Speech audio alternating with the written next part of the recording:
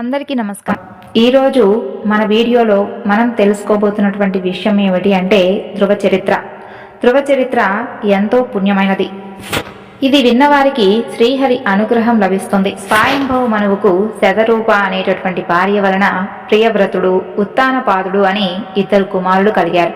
వారిలో ఉత్తానపాదునికి సునీతి, సురుచి అని ఇద్దరు భార్యలు ఉన్నారు. పెద్ద భార్య సునీతి కొడుకు ధ్రువుడు, చిన్న భార్య సురుచి కొడుకు పేరు ఉత్తముడు. ఉత్తానపాదునికి చిన్న భార్య సురుచి మీద ఎంతో ప్రేమగా ఉండేవాడు. దానితో పెద్ద భార్యను సరిగ్గా పట్టించుకునేవాడు కాదు. ఒకనాడు ఉత్తానపాదుడు ఉత్తముడిని తన తొడలపై కూర్చునబెట్టుకుని ఆడిస్తూ ఉంటాడు. అప్పుడు అదే సమయానికి ధ్రువుడు కూడా అక్కడికి వస్తాడు. వచ్చి తన తండ్రి తొడలపై కూర్చోవాలని ప్రయత్నిస్తాడు. కానీ తండ్రి మాత్రం దగ్గరకు తీసుకోలేదు. అప్పుడు సురుచి గర్వంగా సవతి కొడుకును చూసి ఇలా అంటుంది, నా కడుపున పుట్టినవాడే తండ్రి వడిలో కూర్చునేటటువంటి అర్హుడు. వేరొకరి గర్భాన పుట్టినటువంటి నీకు ఆ అదృష్టం లేదు. నీవు విష్ణుదేవుని ప్రార్థించి నా కడుపున పుట్టే విధంగా వరాన్ని కోరుకో, అప్పుడు నీ కోరిక తప్పకుండా నెరవేరుతుంది అంటూ పినతల్లి సురుచి మాటలు విన్నటువంటి ధ్రువుడు భరించలేకపోతాడు. ఆమె చెప్పినటువంటి మాటలు మనసుకు గుచ్చుకుంటాయి. బిగ్గరగా ఏడుస్తూ కన్నతల్లి దగ్గరకు వెళతాడు. ఆమె కుమారుణ్ణి బుజ్జగించి విషయం తెలుసుకుంటుంది. సవతి మాటలకు ఆమె కూడా కుమిలిపోతుంది. ఆ తరువాత కుమారునితో ఇలా అంటుంది, నాయనా, ఏడవవద్దు. పూర్వ జన్మలో చేసినటువంటి పాపం మనం అనుభవించక తప్పదు. మీ నాన్నగారు నన్ను దాసిలాగా కూడా చూడడం లేదు. నీ సవతి తల్లి చెప్పినట్లుగా ఏ దిక్కు లేనివానికి శ్రీహరియే దిక్కు. మీ తాతగారైనటువంటి స్వయంభవ మనువు వలె ఆ దేవదేవుని పాదాలను ఆశ్రయించు. నీ కోరికలన్నీ కూడా తప్పకుండా నెరవేరుతాయి అని తల్లి మాటలు విన్నటువంటి ధ్రువుడు తన మనసును గట్టిపరుచుకొని పట్టణము నుండి బయటకు వచ్చాడు. ఆ తరువాత దివ్య దృష్టితో విషయం తెలుసుకున్నటువంటి నారద మహర్షి అతని దగ్గరకు వచ్చి ఆశీర్వదించి ఇలా అంటాడు, కుమారా, మానవులకు సుఖదుఖాలు దైవ సంకల్పం వలనే కలుగుతాయి. మీ తల్లి చెప్పినటువంటి యోగ మార్గం అతి కఠినమైనది. నీవు ఆటపాటలతో గడపవలసినటువంటి పసివాడివి. ఈ ప్రయత్నాన్ని విరమించుకో. మోక్షం మీద కోరిక ఉంటే ముసలితనంలో ప్రయత్నించవచ్చు. నారదుని మాటలు విన్నటువంటి ధ్రువుడు ఇలా అంటాడు, స్వామి, ఇతరులెవ్వరూ కూడా పొందినటువంటి స్థానాన్ని పొందాలి అని నేను ఆశపడుతున్నాను. నాకు ఒక చక్కని ఉపాయాన్ని ఉపదేశించండి. ధ్రువుని మాటలు విన్నటువంటి నారదుడు, నిన్ను ఆ నారాయణుడే మోక్ష మార్గాన్ని పొందడానికి ప్రేరేపించి ఉంటాడు. కాబట్టి ఆ మహానుభావుని సేవించు. యమునా నది ఒడ్డున మధువనానికి వెళ్ళి స్థిరమైనటువంటి మనస్సుతో శ్రీహరిని ధ్యానించు అని చెప్పి ఓం నమో వాసుదేవాయ అనేటటువంటి వాసుదేవ మంత్రాన్ని ఉపదేశిస్తాడు. అప్పుడు ధ్రువుడు నారదునికి ప్రదక్షిణం చేసి నమస్కరించి మధువనానికి బయలుదేరి వెళతాడు. ఆ తరువాత నారదుడు ధ్రువుని తండ్రి అయినటువంటి ఉత్తానపాదుని వద్దకు వెళతాడు. రాజు చేసినటువంటి పూజలు అందుకొని ఉన్నతాసనం పైన కూర్చున్న తర్వాత, రాజా, నీ మొహం వాడిపోయి ఉంది. నీ విచారానికి కారణం ఏమిటి అని అడుగుతాడు. అందుకు ఉత్తానపాదుడు, నా 5 ఏళ్ల కుమారుణ్ణి నేను అవమానించాను. అందుకు వాడు అలిగి తల్లితో పాటు వెళ్ళిపోయాడు. వాడు ఏమయ్యాడో అనేటటువంటి బాధతో ఇలా దుఃఖిస్తున్నాను.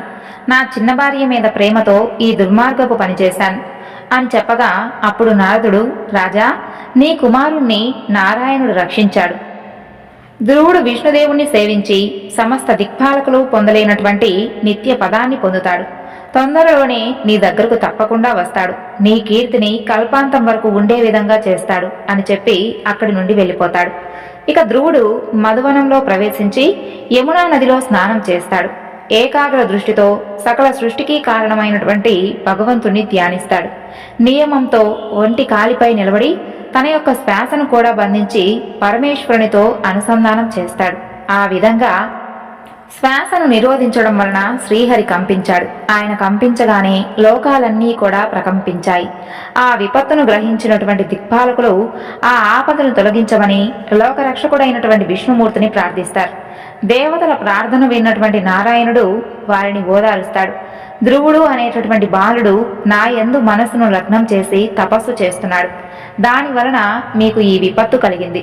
మీరు భయపడవద్దు. నేను వెళ్ళి ఆ బాలుణ్ణి విరమింపచేస్తాను అని చెబుతాడు. ఆ తరువాత శ్రీహరి తన యొక్క గరుడ వాహనం ఎక్కి మధువనానికి వెళతాడు. ధ్రువుడు తన ముందు సాక్షాత్కరించినటువంటి కరుణామూర్తిని చూడగానే అతని మనసులోని రూపం మాయమైపోతుంది. స్వామిని చూసి పులకిస్తాడు. సాష్టాంగ నమస్కారం చేస్తాడు.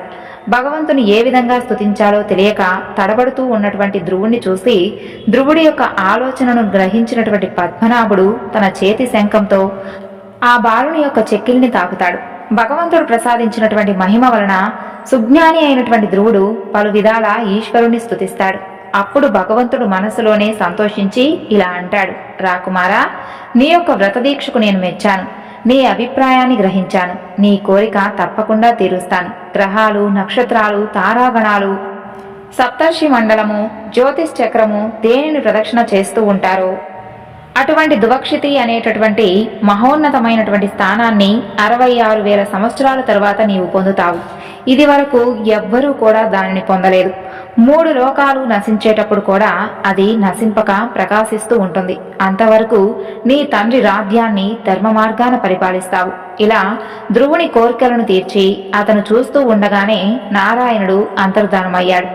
పెక్కు జన్మలెత్తినా కూడా పొందలేనటువంటి స్థానాన్ని పొంది తన కోరిక సిద్ధించలేదని ధ్రువుడు భావించాడు. పినతల్లి ఆడినటువంటి దుర్భాషలు మాటి మాటికి స్మరిస్తున్నటువంటి కారణం చేత హరి ప్రత్యక్షమైన ముక్తిని కోరలేకపోయినందుకు మనసులోనే పరితపించాడు. పేదవాడు మహారాజును సమీపించి ఊకతో కూడినటువంటి నూకలు కోరినట్లుగా పరమాత్మ ప్రత్యక్షమైనా కూడా నేను సంసారాన్ని కోరుకున్నాను అని ధ్రువుడు విచారిస్తాడు. హరి అనుగ్రహం అందుకొని కన్నకుమారుడు తిరిగి వస్తున్నాడని చారుల వల్ల తెలుసుకున్నటువంటి ఉత్తానపాదుడు బంధుమిత్రులతో, మంత్రులతో, ఇద్దరు భార్యలతో బంగారు పల్లకిలు వెక్కి ధ్రువుని కలుసుకుంటాడు. భగవంతుని యొక్క కరుణాకటాక్షాలు పొందినటువంటి తన కుమారుణ్ణి ప్రేమతో కౌగిలించుకొని మైమర్చిపోతాడు. వినయంతో ధ్రువుడు తల్లులిద్దరికీ కూడా భక్తితో నమస్కరిస్తాడు. పినతల్లి సురుచి కూడా ఆనందంతో చిరంజీవ అని ఆశీర్వదిస్తుంది. భగవంతుని దయకు పాత్రుడైనటువంటి వారిని అందరూ కూడా అనుకూల భావంతో చూస్తారు. వారికి శత్రువులెవరూ కూడా ఉండరు. ధ్రువుడు తమ్ముడు ఉత్తముని ప్రేమతో కౌగిలించుకుంటాడు. తల్లి సునీతి ప్రేమాభిమానాలు పొంగి పొరలగా తన కొడుకును దగ్గరకు తీసుకుని వాని స్పర్శతో ఇన్నాళ్ళు తను పడినటువంటి దుఃఖాన్ని మర్చిపోతుంది. అప్పుడు దేవేంద్రుడు స్వర్గంలో ప్రవేశించినట్లుగా ధ్రువుడు తిరిగి రాజభవనంలోకి ప్రవేశిస్తాడు. అలా కొన్ని సంవత్సరాల తర్వాత తనకు ముసలితనం వచ్చిందని తెలుసుకొని రాజర్షి ఉత్తానపాదుడు నవయవ్వనవంతుడైనటువంటి ధ్రువునకు పట్టాభిషేకం చేసి తపోవనానికి వెళ్ళిపోతాడు. ఆ తరువాత ధ్రువుడు సింశమాన ప్రజాపతి కుమార్తె భ్రమిని వివాహమాడి ఆమె వలన కల్పుడు, వష్టరుడు అనేటటువంటి 2 కుమారులను, వాయుపుత్రిక అయినటువంటి ఇలను వివాహమాడి ఆమె ద్వారా ఉత్కలుడు అనేటటువంటి కుమారుణ్ణి, ఒక కుమార్తెను పొందుతాడు. ధ్రువుని తమ్ముడైనటువంటి ఉత్తముడు పెళ్లి కాకముందే హిమాలయ ప్రాంతంలో ఉన్నటువంటి ఒక అడవికి వేటకు వెళ్లి అక్కడ ఒక యక్షుని చేతిలో మరణిస్తాడు. ఉత్తముని తల్లి అయినటువంటి సురుచి పుత్ర దుఃఖంతో అడవికి వెళ్లి అక్కడ మంటలలో చిక్కి మరణిస్తుంది. అలా మహావీరుడైనటువంటి ధ్రువుడు తమ్ముడి యొక్క మరణ వార్తను విని దుఃఖంతోనూ కోపంతోనూ యక్షుల యొక్క నగరమైనటువంటి అలకాపురికి చేరి ఆకాశం మారు మ్రోగే విధంగా శంఖం పూరించాడు. తనను ఎదిరించినటువంటి 13,000 యక్షవీరులను గాయపరిచాడు. యక్షులందరూ కూడా ధ్రువుణ్ణి చుట్టుముట్టి బాణాలతో ముంచేశారు. ధ్రువుడు తన యొక్క భుజ పరాక్రమంతో శత్రువీరుల యొక్క శస్త్రాస్త్రాలను చెల్లా చెదురు చేసేశాడు. శత్రుసేనలను క్షణంలో మట్టుపెట్టాడు. మిగిలిన వారు భయపడి పారిపోయారు. అప్పుడు రాక్షసుల యొక్క మాయలు ధ్రువుణ్ణి కప్పివేశాయి.